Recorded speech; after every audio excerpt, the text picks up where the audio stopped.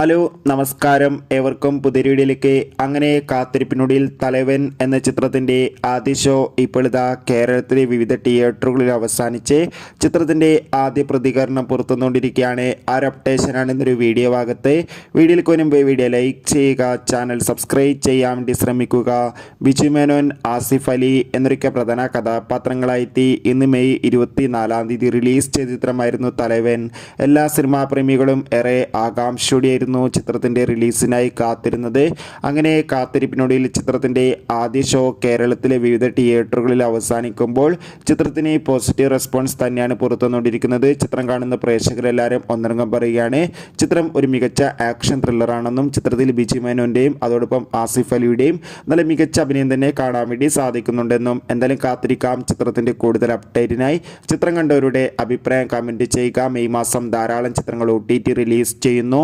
Channel പരിശോധിച്ചാൽ നിങ്ങൾക്ക് കാണാം. ബൈ.